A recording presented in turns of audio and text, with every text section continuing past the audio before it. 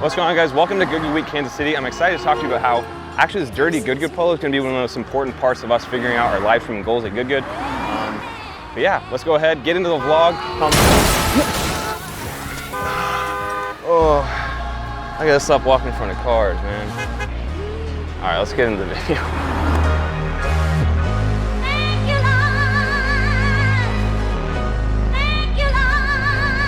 That's just the feeling right now, you feel me? That's just the feeling right now, you feel me? I love when you sleep on me. I like to wake 'em up. We gon' see. Big day ahead of us, get out your bed, go get you some breakfast. Don't make excuses, just make it effortless.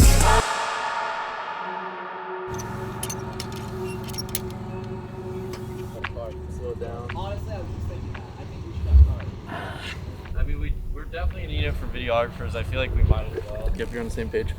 Oh, you're trying to play 18? We're trying to play 3 times. Well, you haven't picked 1 and 2 yet, right? All right, I'll go with you. Should we go up to get anything else, or what are we doing? I feel like we got quite a bit. I got him putting it in and stuff. I want to go back to the house Okay, do you have a car? and take some allergy medicine. We might want to squeeze in, Why? because this is a safari ride with splashing. All right, this is for the vlog. Lord, hang on, Colin. Colin. Oh wait, Whoa, I'm up. Whoa. Hey. Grant, are you ready for this? Colin, you have to. You have to. Grant, calm down. Oh my. Holy! Dude, are you stoked? All right, boys. Today's the day of our first ever Good Good meetup. Really curious to see how this goes. We just finished getting some B-roll shots of Tig mowing the grass and them setting the pins at the junior course. The junior course is looking a lot more pure than it usually does. Now it's currently 2:40 and the event starts at 4:30, so we're running to Walmart right now. We're trying to put up signs potentially that say events. We're trying to make it clear as easy as possible when people get here to know where they're going. Also, I'm alive. If this goes up before my vlog, I swear I'm alive. I've been busy. Yeah, it's been a little hectic on this trip, and we ran out of content because we left Purcell early, but then we tried to film that 6v6, but then that 6v6 was an hour. It's been wild, but really pumped for this meetup. Dude, it's gonna be interesting. It could be like, we don't know if it's gonna be 15 people or 200 people. What if it's literally 1,000 people? If 1,000 people show up, that is gonna be crazy, Dude, and I might have a panic attack. I'll be camping out. So like, just like this. Nope. Maybe like this. Quiet, please. We need a big poster mark. Oh.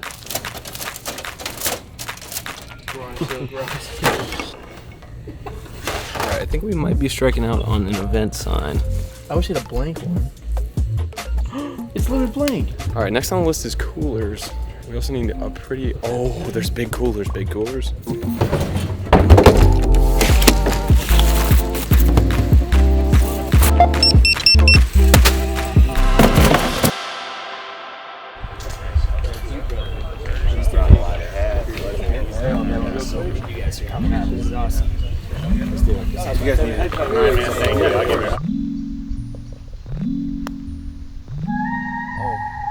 Yeah.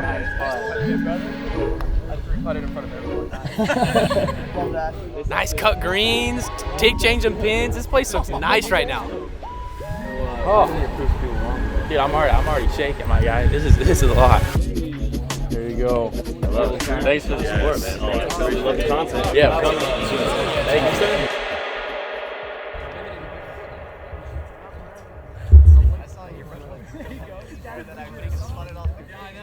What'd you think, Tig? How was it? Dude, that was just overwhelming in all the best ways. I can't believe that many people showed up. We were just kind of blown away by the support, all of us. It was just that was a really cool experience. I think that's probably the best way to put it. It was just fun. Like, everybody was involved, everybody was close and up close and personal. It was just something, and I think it might only get bigger from here, which would be insane. I just want to give a quick shout out and a serious thank you to everyone who came to our first meetup at the junior course on Friday.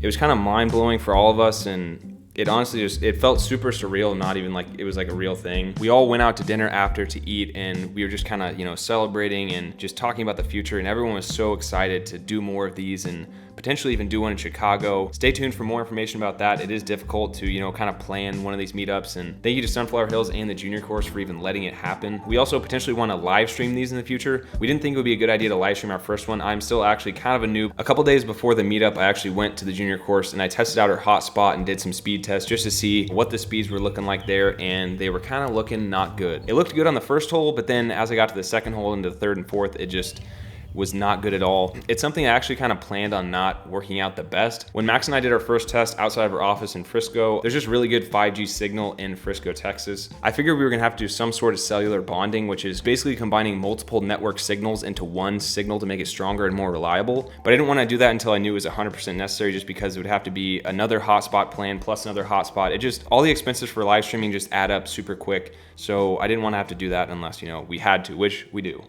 So I Amazoned another hotspot and then went to AT&T and got another mobile hotspot plan. Then I drove back to the junior course to do some more tests with both hotspots working together as one strong signal. I don't want to get too nerdy on you guys, but basically the way it works is one of the hotspots is plugged in Ethernet to our streaming device, and then another is just on Wi-Fi. So then I ran some more speed tests and they were looking really good. The speed with both networks working together was way faster, but for some reason at the junior course, holes 3 and 4 are just kind of like dead spots. For some reason, the connection at the junior course is just spotty. I don't know what this bird is doing. Over there, I was getting like 20 up, which is amazing and perfect, but then over here, I'm getting like 2, so I think we're gonna have to do it at the big course. Well, it's probably not gonna work here, so I hopped back in my car and drove to the big course. Right when I pulled up to the course, I did a quick speed test in the parking lot just to test the signal, and the results were looking promising. The second test was to test 2 main things. One was obviously an internet test with both networks working together, and the other was to test a few of my jerry-rig antenna ideas. I know all this looks super janky, and that's because it is, and I'm just kind of bring you guys along. We're trying to do a low-budget live stream. We're trying to see if it's possible, so it's gonna look a little bit janky. Definitely had a few struggles. The triple suction cup mount I had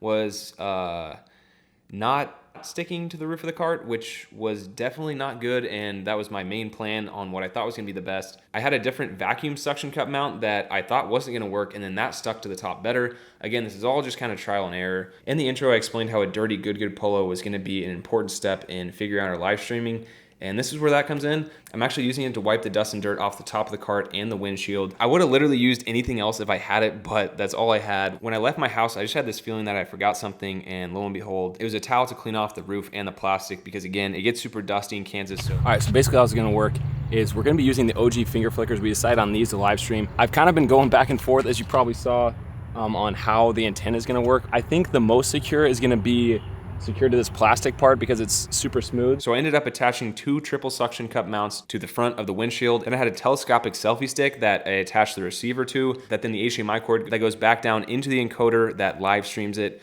and then the transmitters are on top of the camera. Another janky part of the setup is the receivers need power. They don't have any internal battery power. The transmitters do, but the receivers don't. So I taped a power bank to the top of the roof, then strung USB-C cords to each receiver. It took me forever to set this up. I was probably out there for maybe 45 minutes trying to figure this all out. During that time, the transmitters actually died, so I didn't get to do a complete wireless test. But again, the more important part of this test is making sure all this stuff doesn't fall off the cart, and 2, that the internet signal is strong. So I looked like an idiot and did a couple test laps in the parking lot just to make sure the suction cup mounts were holding, because again, if that fell, that was gonna be an expensive mistake. After a few test laps in the parking lot, there was only one thing left to do, and I started to drive out on the course. Also, it's probably not a bad test, because once we hit some bumps, that's when we're really gonna see. Oh, great heavens. Lost the suction cup mount from the top. Glad there was nothing on there.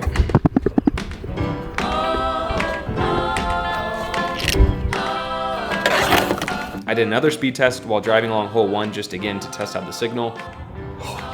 With both networks connected, we're getting 30 up right now, which is plenty to stream in 1080p. We're trying to go for a goal of 5 megabits per second on the bit rate of the stream. Dude, this is insane. Then the only thing left to do was to actually go live for the first time on an actual golf course, and this is the result. It says 0 drop frames. We're driving now to the second hole out here at Sunflower Hills. What's going on, guys? Welcome back to another good live stream. That sounds really good. The second hole, par 5, as you can see, Like I said a little bit earlier, it got kind of late and the finger flickers are kind of notorious for being bad in low light. So don't worry, the quality is gonna be way better when we actually live stream in the future. But again, this is more of an internet test and making sure that these suction cups don't fly off of the cart. It's wild, but I'm pretty confident in this setup from when we do our first good live stream. Driving along here, second hole, gonna drive through these first kind of like 5 holes just to see what it's like. Again, we're bonding these connections live, so we have AT&T and T-Mobile. Dude, this is so crazy. I hope this is working so bad. I didn't really think about this mic potentially being absolute dog crap, but all right, this is an off-road test, suction cups. Oh, great heavens. Dude, if this works, I swear to goodness, we're still averaging 5,000. So now we're coming up on hole 5. We're trying to figure out if we want to do a match with stumps or a knockout. I think a knockout would be pretty freaking sweet. Oh my gosh, it's been a whole lot of work to figure this out.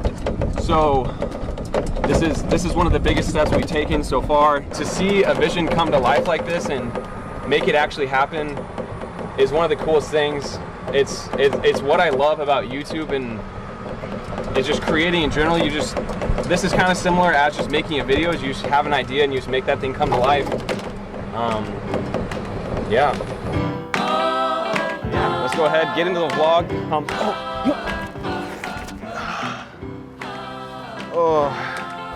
I gotta stop walking in front of cars, man. All right, let's get into the video. Ow, that hurt.